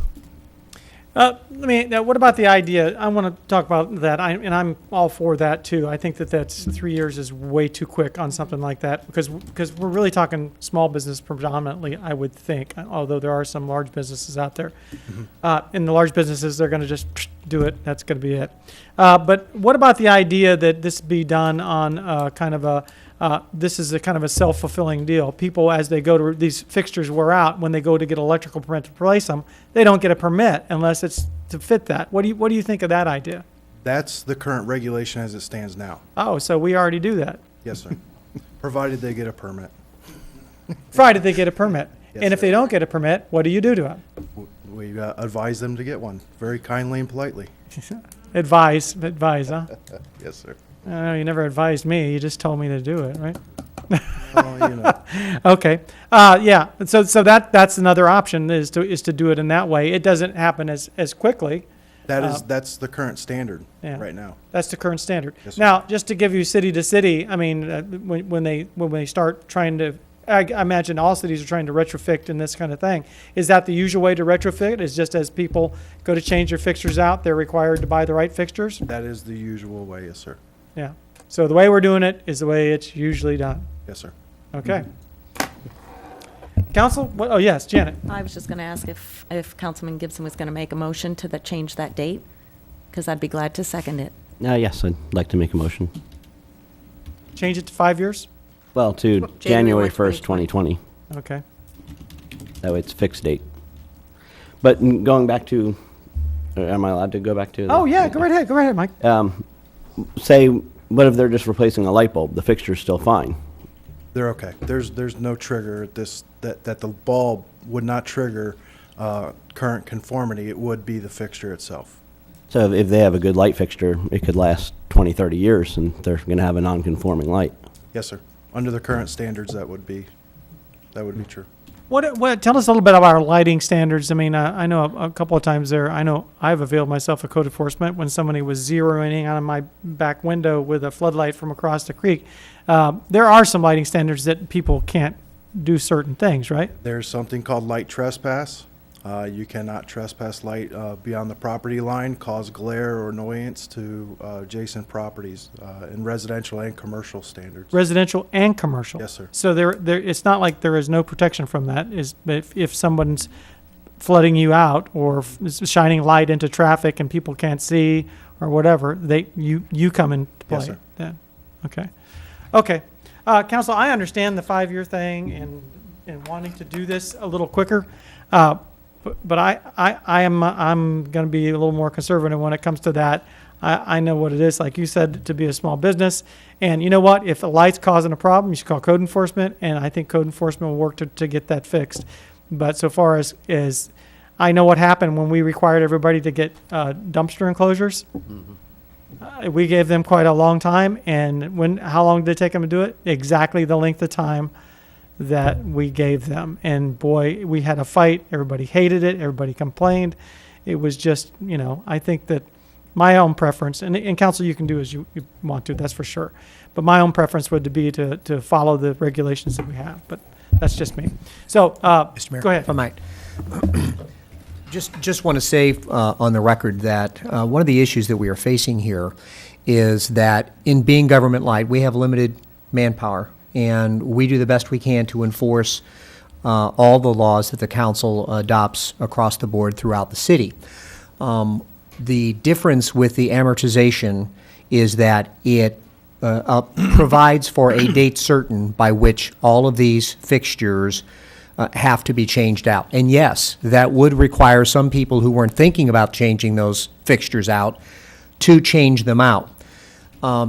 It does make more sense to look perhaps at our ordinances the way they are and simply continue to enforce them as we get complaints about those concerns, only because if we go to a situation where we're going to handle it comprehensively, not use the amortization schedule, then you're looking at code enforcement having to go out just like they did with the dumpster enclosures and have an inventory of the lights that are attached to buildings. Every light. Every light, every building in commercial areas. Yeah. Okay? And that, of course, is going to be a huge drain with regards to the other duties that they have across the city. So there's a balance here to be reached. And the question is, if something that the mayor's just raised is, should we be reactive in this circumstance and react and correct those that are creating concerns to other residents, and not go to a comprehensive response on let's make sure all the fixtures are corrected by a certain date, or let's make sure all the fixtures are corrected when the fixtures are replaced. So it's a difficult standard to meet, probably either way. I think for myself, I mean, if it was something, again, council, we can go whatever direction we want to at this point here, and then when the public comes in, they're going to let us know what they think about it when we go to the first reading or whatever it is. But I think that if it was what I would consider to be a real health, safety, welfare issue, something was dangerous, things were going to get ready to fall on top of people's heads, something was going to break. The light deal, if it's bothering somebody, code enforcement should go make them fix it. And then when you build another house, you're going to build it the right way. When you put another store in, you're going to do it the right way. But until then, when lights are bothering somebody, code enforcement goes over there and helps them fix it. But that would be my preference again. But for now, we can do whatever you'd like to. Anyway, do you have anything before we go ahead and go to other conversations? Do you have something or not? I do. I just want to point out there's two components. There's the street lighting, which is totally separate from the I call it drop dead date, for the building mounted luminaries. The second thing is I did have in the green sheet, if you do want to change the date, again, that's council's pleasure. You might also want to add a hardship agreement provision that allows the city manager to grant extensions through compliance agreements. So if somebody has maybe a $600 light fixture. Carl's loving that. I know, I'm sorry. I'm actually thinking the city attorney should do that if she wants. It says designate, but I'll make a motion, the city attorney be responsible for that one, since it's her idea. I second that, sir. Yeah, okay, very funny. But it says city manager designee, we'll deal with that issue we'll deal with that issue in 2010, Carl. So, okay. yeah, or 2020, I'm sorry. in 2020. We can add a hardship provision if you would like in the draft, and we can change it to the 2020. Okay, and right now, council, that we're at the point here where we're asking for permission to advertise. That's correct. So regardless of what you do right now, let's say you decide to do the 5 years, and all of a sudden everybody in town starts going, what the heck are you doing? Well, then when it comes to that point, you can always adjust a little bit. So, don't worry about this being put into effect tomorrow. no, So I'm whatever fine. you'd like to do. So council, what's your pleasure? Do you want to go for right now? You want to advertise it as a 5-year amortization? Do you want to do that, or what would you like to do? Well, the fixed date of January 1st, Fixed date of 2020. January, okay. And you've got that fixed date, and is there a second? Second. Yeah, a motion and a second, and towards the other parts of it, please don't do that to Carl. Okay, well. Give them a hardship thing, because we want that to be a secret. We don't want people to know that they can complain to Carl and he can fix it magically. You got a magic wand, okay? So, just Yes. clarification, Mayor, in terms of the hardship, that will give Carl the ability to say, hey, well, we don't have to rush on this right now, but we can delay it up to a Carl certain has it point. in another provision in Chapter 2. He has the ability It's to already do there. compliance agreements. Yeah, gotcha. Yeah, but nobody heard Usually that. with Chris having to give us his input too. Okay, we have a motion and a second to move this to the first reading, or to advertise the ordinance, and with the provision that Mike added in there. Everybody understand it? You good? Yes, sir. Okay, good. Roll call, please. Councilman Slakta. Aye. Mayor Nelson. Aye. Councilman Simmons. Aye. Councilman Gibson. Aye. Councilman McIntosh. Aye. Councilwoman Martin. Aye. Okay, carries. Thank you, Chris. And thank you, council. Okay, item C. Item C is to approve an annexation agreement with Donovan LLC, Estero Bay Marine, Sugar Mountain Development to annex the former Weeks Fish Camp into the city of Bonita Springs. I do have the annexation agreement before you. I do have some comments if you would like me to present it now. Go right ahead. First of all, as to the comprehensive plan, this is not atypical, this is not different than other annexation agreements. We always contemplate in the annexation agreement where we're going. I know I talked with Ms. Johnson about the mine, but a great analogy is sections 1 and 2, which was Bonita Beach Road. I really wish Mr. Longcart was here because he was very active in that. And through that process, I think we said a suitable plan development. It ended up being an urban fringe. We set up a separate, similar to this, and probably very close to this, we set up a separate comp plan designation after we approved the agreement while we were going through the process. None of this is intended to circumvent the statute. Ms. Johnson is aware. I sent her a copy of the Pachetta case. I also sent it to Mr. Inc., who is in the audience today. So, I mean, this is pretty much same old standard operating procedure. As to impact fees, I'll allow Mr. Schwing if he wishes to comment, or I can provide comments. Go ahead, Carl. Okay, thank you. Yes, I'm not really sure why Ms. Johnson is weighing in on impact fees, but I will tell you that we're very fiscally conservative here, and I think it was coincidental that we had the auditor in tonight to say that our results show that. The staff is always very concerned about what we're doing with our monies. The other thing is that impact fees can only be used to increase capacity. So we are not going to be taxing our residents for additional money because we don't have enough impact fees. Unlike the county that has given a broad brush reduction of 80% across the board on impact fees, on all the growth that's going on right now, the city of Bonita Springs has chosen not to do that. In fact, we argued with the county that they shouldn't do that either.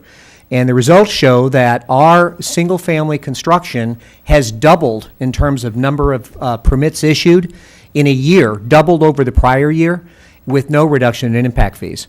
So we have not broad-brushed this. What we have done, and the council has talked about this in the past, what we've done is tried to target offerings of impact fee reductions to developments, commercial developments, that we think are going to make sense in the city. In this particular case, not only are we trying to hopefully get additional development in the city, we're trying to get the land inside the city. Right now, the taxable assessed value of this property is approximately $2.2 million. when you take a look at the entire week's property as a whole. That's currently not in the city. The county's getting the tax benefits from that. So number one, we would benefit because we'd be bringing that in. Number two, that I don't think it's a secret, but that the folks, the applicants here, Estero Bay Marine, is interested in developing this property to the tune of maybe as much as $100 million. So when you take a look at the possibility of a one-time reduction in impact fees, that's performance-based. I mean, you're not going to give any reduction on impact fees if they're not going to build anything, because they're not going to be applying to build anything. So if you're giving a one-time reduction in impact fees, and you take a look at all of the benefits that will be received financially by the city for that amount of construction, and the jobs up there, and all of the synergy that we believe will be created by a development in that area, responsibly done to protect the environment, but still creating a synergy between that location and the proximity of the Hyatt, as well as Raptor Bay and the timeshares up there, then we think that this is a great opportunity for the city, should council be convinced that we should bring this into the city. Staff is obviously recommending approval on this. Council, any questions, comments? Move to approve. I have a motion to approve. Is there a second? We have a motion and a second. Any comments, questions? Yes, Stephen. Carl, I'm very glad that you said what you said tonight. I think for the audience, that was very important information that was clear. Thank you, sir. In terms of, thank you. Okay. Any other comments? We have a motion and a second to approve the annexation agreement. Okay, and roll call. Councilman McIntosh? Aye. Councilwoman Martin? Aye. Councilman Slakta? Aye. Mayor Nelson? Aye. Councilman Simmons? Aye. Councilman Gibson? Aye. Okay, thank you, council. Good deal. And do you have anything else for us, Audrey? I do, and in my spare time. I'm sorry, it doesn't say anything here at all about that. It was something you asked me to research. Okay. In my spare time during this meeting, I looked at the Administrative Code for Communication Media Policy, as well as the Communication Code for City Council meetings. The Policy and Communication Media Policy only apply, which is the one as far as BTV, only applies to those running for public office, so that's not applicable. However, sections, the public comment in number 2 and 3 is supposed to be for any city subject. So whether the content of the speech was city subject or city-related subject, that's within your prerogative. Okay. I don't know what that means, so. That means I did right. Okay. And that's what I'm going to stick to the Nicely story. done. Okay, thank you very much for that. Thanks so much. Okay, we're going to the city manager's report. Carl, we are up to you. Thank you, sir. The first item on the agenda is the possibility of a strategic planning session, as well as an update, and if you want to do that, then setting a date as well as time to do that. We have been in touch with the council members individually. We have been talking about the possibility of canceling the April 2nd council meeting, which is like tonight, a night meeting, and instead holding a strategic planning session that same day. The response we've gotten back is that appears to be okay with the vast majority of the council. However, we are unclear at this time whether or not, number one, that's the date you actually want to set, and then number two, do you want to do a daytime meeting or more of an evening meeting with regards to this? Now, let me just say, as we're talking about this, that this strategic planning session will be similar to the one we went through 2.5 years ago or so, but it will be more concise and brief, only because we can kind of update the work that you've done, or that we did back then, so you're not having to create it from scratch, and that will allow things to move along more quickly. So I guess that would be the first thing, is whether or not you're interested in having one. If so, setting a date and time. Well, council, what's your pleasure? Any thoughts on the subject? Yep. Yeah, go ahead. Yeah, I would like it April 2nd, and I would like it starting at 9 o'clock. How long do we figure? I mean, days are tough. My guess is we can probably knock this out in less than 3 hours. Well, So you have motion, is there a sec? No, no, You- wasn't a it's just an motion. idea. Okay, good, thank you. In deference to Mike and a lot of people who are really busy right now, Yep. would it be okay if we could have it in the evening? If it's Absolutely. gonna take 3 hours, we Sorry, can we do didn't this. think about it. I'm retired. I mean, okay? That'd be all right? I can't wait to be So retired. April 2nd, okay? April 2nd's okay, though? Evening, yes. So why don't we do it April 2nd in the evening? Would that be all right? Clock? 5 o'clock? Is that right? You want to start at 5? 5 be all right? 5 o'clock on the 2nd? Let's do that. 5:30 Be second at 8, man. Well, wait, is that, Well, you can come in with your shining walk, you know that. 5 or 5:30? Which one you want? 5:30? 5:30, okay. 5:30's good. 5:30, okay, April 2nd at 5:30. Now, last time I facilitated the discussion. Do you want to do that again, or would you prefer that we bring in somebody else from the outside? I think Carl does a great job. I don't think you you do a wonderful job. I appreciate that, thank you. All right, so that's good. That's what I needed for tonight with regards to the strategic planning session. We will be in contact with you. We would ask the public that if they have issues at a high level that we ought to be looking at with regards to the strategic plan, please get in contact with any of the council members or myself or John Gucciardo or Assistant City Manager, and we'll be happy to try to include those issues in those discussions. We will also be getting with council members about any specific issues you want to make sure is on the agenda. I've already started building a list over the last couple of weeks. We've seen some issues come up. Again, whatever council would like to talk about, please let us know and we'd be happy to accommodate that. And then the last thing I've got tonight, do you have something, John, tonight? The last thing I have tonight is I just want to, and I know I've been recognized, but Lisa Pace, our finance director, and our entire finance team, as well as all our directors, deserve a great deal of thanks and congratulations on handling the financial resources of the city as prudently as they do. I mean, year after year, we get clean audit opinions, no adjustments are required. Lisa's a CPA, and that certainly adds a lot to it, believe me.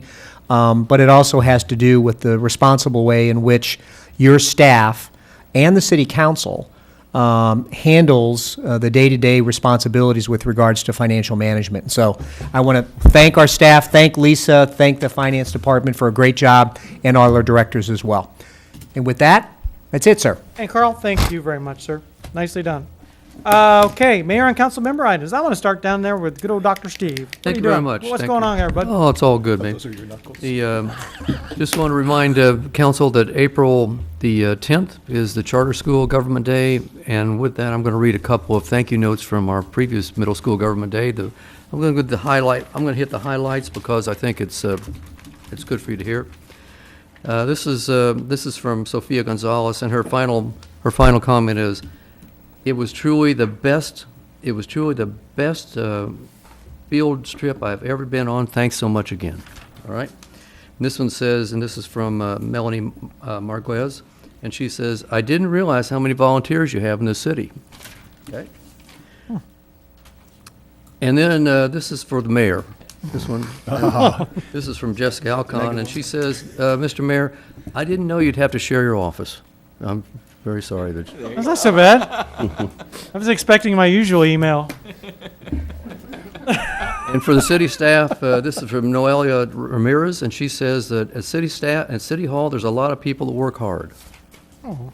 Thank you, staff. And this one went directly to the city manager. And this gentleman says, I especially like sitting in your chair. When I put my feet up, I felt so powerful. Signed, Steve Slacka.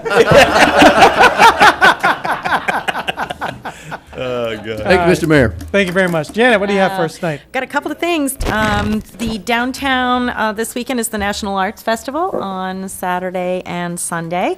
The Blues Fest then comes up the following weekend on March 14th and 15th, obviously down in Riverside Park also. And the last movie in the park for the season on March 22nd is Despicable Me 2. And then we go into March 29th, Celebrate Bonita. And our headliner for this year is Easton Corbin. He's a Florida native, which is pretty awesome. They're also going to have an Eagles tribute band and the Caribbean Chillers, which are the Jimmy Buffett tribute band. But what I'm really excited about, too, is that our very own Casey Weston, who was a semifinalist in season 1 of The Voice, is coming back to sing for us at Celebrate Bonita. So that's pretty awesome. We've watched her grow up here on our stage at Riverside Park. So that's pretty awesome that she's coming back. Also during the Celebrate Bonita festivities is the Art in Public Places program, Chalk Where You Walk, where budding artists and artists get to do their thing out in the street with chalk, and I think that's awesome. The chili cook-off will also be that day. For more information on any of these events, check out the city website rather than me rattling off phone numbers and contact numbers. So it's all there on the city website. And then one other thing that is near and dear to my heart is celebrating Earth Hour.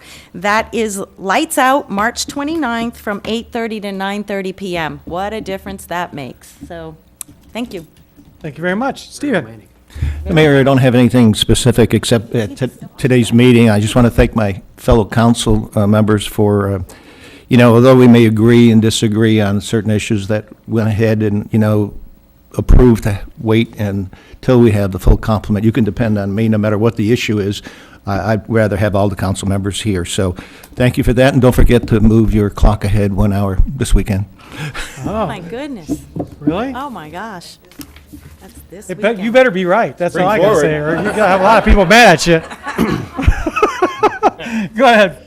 Well, I'd like to congratulate Dr. Steve Co. and Mike Gibson once again for winning their elections. And the reason I'm saying that, there was actually reported on the news this morning, that you were all getting sworn in at tonight's meeting. So congratulations once again. Oh, we missed it. Did they say sworn at or sworn in? Sworn at. So congratulations once again. I'm glad you're all sworn in again. And Good. And I also wanted to just wish Florida Gulf Coast University the very best of luck. I'm not sure what time they're playing today, but it is 7 tomorrow. 7. Oh, tomorrow. Okay. They won, I know they won. They won the game last right. night, 7 tomorrow, and then 7 Sunday night if they continue. But very best of luck to them, and what a great source of pride in this community for Mhm. everybody. Truly. Yep. So best of luck, FGCU.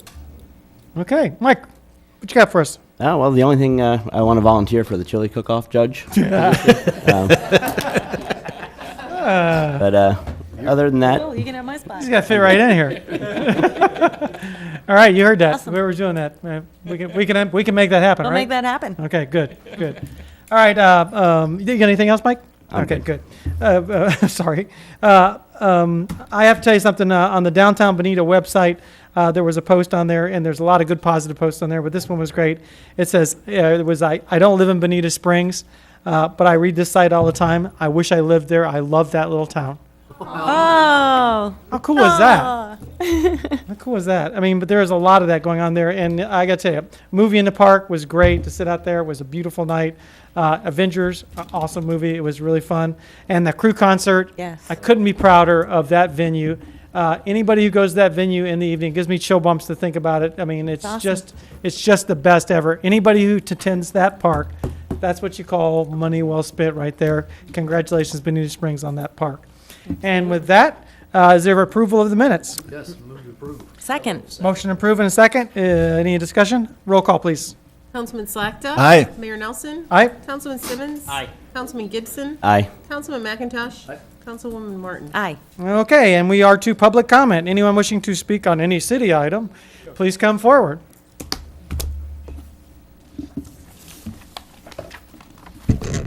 May I close the meeting with a smile on your face, and will the ladies all pay particular attention? Reader's Digest, lousy ideas that worked. It's called a relations strike. As long as anyone could remember, the lone road that linked the small Colombian village of Barbacaus to the rest of the world had been awful, so bad it took half a day to make the 35-mile trek to the next town. Demands that the road be fixed went unheeded. The last straw came when a young woman and her unborn child died in an ambulance after it got stuck on the road and couldn't reach the hospital in time. Women hit the streets last June in a mass protest dubbed the Cross Legs Movement. In short, there would be no lovin' until the road was repaired. Even the town's mayor fell victim. His wife took to sleeping in another room. Well, it worked. The strike was called off in October as bulldozers and heavy machinery began repairs. The new road is expected to cut travel time to the nearest town by 6 hours. So women, we've got the power. Okay. Thank you very much. You're welcome. Now I can't go home. Anyone else this time, please come forward. Everyone, thank you very much. Great meeting, and this meeting's adjourned. Well done, council. I gotta tell you, today when I